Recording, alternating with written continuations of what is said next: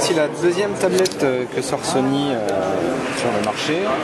Une autre tablette innovante, elle n'est pas pliable celle-là, mais elle adopte un design très différent, c'est-à-dire qu'il est complètement asymétrique. On a une répartition du poids sur le haut de la tablette, avec un effet un peu livre visuellement.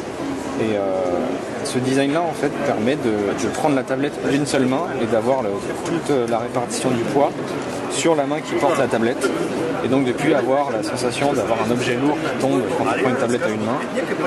Et ça permet aussi d'éviter d'avoir une cover ou un accessoire, parce qu'on a tout de suite la tablette qui est légèrement inclinée pour saisir du texte. C'est déjà plus efficace. Comme on a pu le voir sur la Sony P à 2 écrans, ici on retrouve pareil un Android Honeycomb très réactif, le plus réactif qu'on ait vu, toujours avec la gestion des applications, des liens, on peut créer ses propres pages à l'envie. Et surtout Sony apporte toujours, ce qu'on a pu voir, son propre lecteur musical,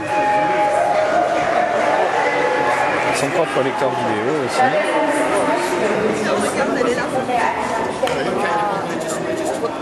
Lecteur vidéo avec plusieurs manières d'afficher. Cette fois on est sur du plein écran. La résolution est plus haute que sur la Sony P. Et Sony va également lancer des magasins de vidéo et de musique qui seront directement téléchargeables en Wi-Fi, avec les comptes qu'on peut avoir déjà si on est joueur de PlayStation 3 sur le PlayStation Network.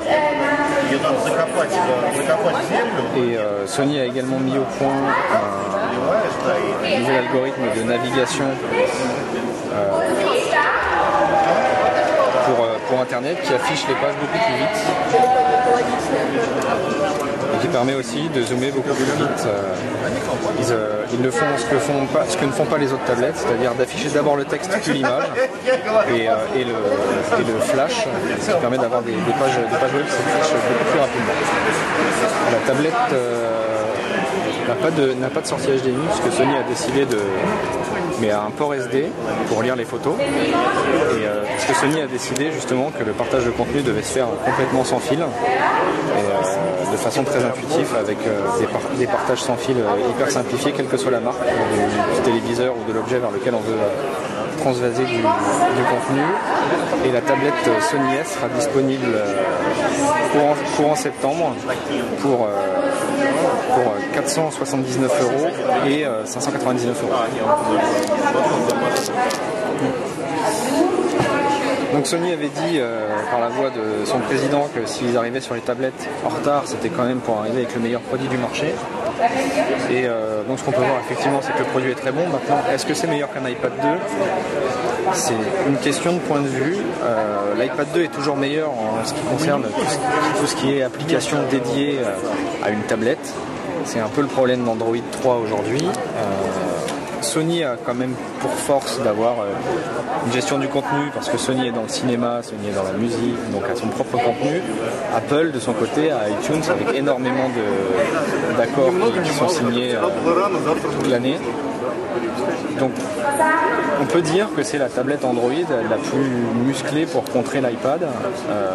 Maintenant il faut aussi accepter le design. Il est vrai que le port de la tablette gagne avec le design plus grossi sur la main qui prend l'objet. La tablette est très réactive, ça peut être un très bon concurrent à l'iPad. Maintenant, est-ce que c'est meilleur ?